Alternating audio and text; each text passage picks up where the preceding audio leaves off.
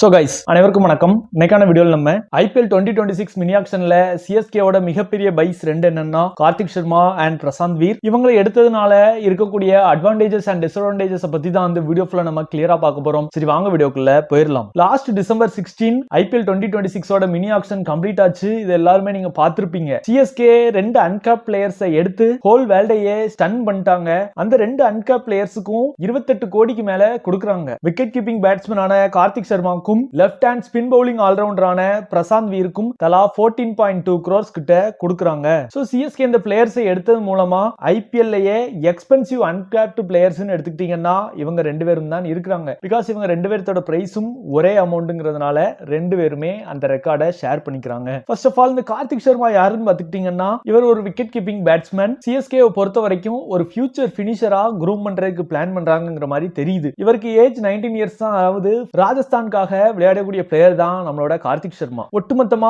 12 T20 ice விளையாடி இருக்காரு. 334 ரன்கள் அடிச்சிருக்காரு. ஸ்ட்ரைக் ரேட் சூப்பர்வா இருக்கு. 164 ஆக இருக்கு. என்னதான் 12 T20 மட்டும்தான் விளையாடி இருந்தாலும் ஒட்டுமொத்தமா 28 சிக்ஸஸ் அடிச்சிருக்காரு. இவர் ஃபேமஸ் ஆனதுக்கு பெரிய காரணமே இவர் அடிக்கக்கூடிய அந்த பிக் சிக்ஸஸ் தான். இவர் என்ன பண்றாரோ அதை சேப்பாக்லயும் இவர் பண்ணுவாருங்கிற நம்பிக்கையில தான் சிஎஸ்கேயும் இவரை எடுத்துருக்காங்க. அட்வான்டேஜ் என்னன்னு பாத்துக்கிட்டீங்கன்னா அந்த ஃபியர்லெஸ் பினிஷிங் தான். சிஎஸ்கே ஹெட் கோச் ஆன ஸ்டீஃபன் பிளெமிங்கே இவரை T20 பேபின்ட்டு கூப்பிட்டாரு. சோ எவ்வளவு பெரிய கிரவுண்ட்லயும் ஈஸியா சிக்ஸ் அடிப்பாரு. கார்த்திக் சர்மா விக்கெட் கீப்பிங்கும் பண்றது இன்னும் சிஎஸ்கேக்கு பெரிய அட்வான்டேஜாவே இருக்கு. ஒரு லாங் டைம் சக்சஸரா பாக்குறாங்க. எம்எஸ் டோனி எந்த அளவுக்கு சிஎஸ்கேக்கு பண்ணாருங்கிறது எல்லாத்துக்குமே தெரியும். அவரும் அவரோட ரிட்டையர்ட் பீரியட் நோக்கி போய்கிட்டு இருக்காரு. சோ அவருக்கான பெர்ஃபெக்ட் ரீப்ளேஸ்மெண்டாக தான் இவரை நம்பி எடுத்துருக்காங்க. ரீசன்ட் டொமஸ்டிக் ஃபார்ம் பாத்துக்கிட்டீங்கனாலுமே ராஜஸ்தான்காக டாப் ரன் ஸ்கோரரா இன் லிஸ்டே கிரிக்கெட்ல இருக்கிறது நம்மளோட கார்த்திக் சர்மா தான். இன்ஃபேக்ட் இந்த ஆக்ஷனுக்கு முன்னாடி எல்லா டீம்ஸுமே கூப்பிட்டு ட்ரையல்ஸ் நடத்துவாங்க.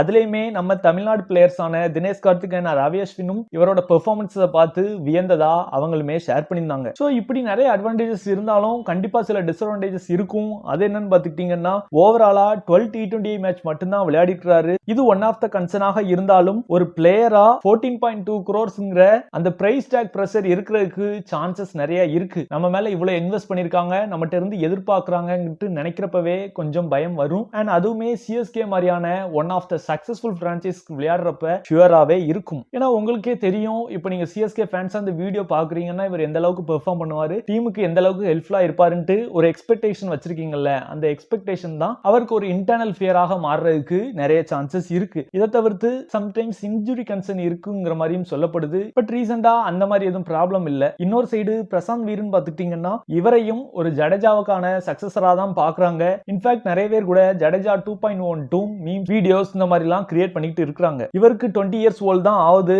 ஒரு லெஃப்ட் ஆர்ம் ஸ்பின்னர் உத்தரப்பிரதேசல இருந்து வராரு. ரீசெண்டா கம்ப்ளீட் ஆன ஸ்மேட்லயும் 112 ரன்கள் அடிச்சிருந்தாரு. 9 விக்கெட்ஸ் எடுத்திருந்தாரு. இவரோட பெரிய பிளஸ்ஸே அந்த எக்கனாமி தான். 6.76 மட்டும் தான் எக்கனாமி கொடுத்திருந்தாரு. ஸ்ட்ரைக் ரேட்னு பாத்துக்கிட்டீங்கனாலும் 170 வச்சிருக்காரு. இவர் எடுத்ததுனால அட்வான்டேஜஸ் என்னன்னு பாத்துக்கிட்டீங்கன்னா உங்க எல்லாத்துக்குமே தெரியும், ரவீந்திர ஜடேஜாவை ஆர்ஆருக்கு ட்ரேட் பண்ணாங்க. சோ எக்ஸாக்ட்டா அவருக்கான ரீப்ளேஸ்மெண்ட் பிளேயராக கிடைச்சது ரொம்பவே நல்லது. ஏன்னா உங்க எல்லாத்துக்குமே தெரியும் நிறைய left arm spinner cum left hand bat விளையாடுற நிறைய ஆல்ரவுண்டர்ஸ் இருக்காங்க. பட் அதுல one of the perfect player தான் நம்மளோட பிரசாந்த் வீர். இவருமே போத் மிடில் அண்ட் லோயர் ஆர்டர்ல விளையாடுவாரு. சோ இப்படி எல்லாமே எக்ஸாக்ட்டா ரவீந்திர ஜடேஜாக்கு மேட்ச் ஆச்சு. அண்டர் 23 ஸ்டேட் ஏ டிராஃபில ஆவரேஜே 90 கிட்ட வச்சிருந்தாரு. இன்ஃபேக்ட் விக்கெட்டும் 18 விக்கெட்ஸ் எடுத்திருந்தாரு. தலைவனுக்கான டிஸ்அட்வான்டேஜ் என்ன நீங்க பாத்துக்கிட்டீங்கன்னா ஹை எக்ஸ்பெக்டேஷன் ஃபேன்ஸ் வச்சிருக்காங்க. நான் ஃபர்ஸ்டே சொன்ன மாதிரி ஜடேஜா 2.1 மீம் போடுறாங்க. சிஎஸ்கே 5 கப் வின் பண்ணாலும் அந்த 2023 கண்டிப்பா மறக்கவே முடியாது. அதற்கு பெரிய ரீசனாக இருந்தது ஜடேஜா தான். அந்த சீசன் ஃபைனல் மட்டும் இல்ல, ஓவரால் சீசனே நல்ல கான்ட்ரிபியூட் பண்ணிருப்பாரு. இருந்தாலும் ஃபைனல்ல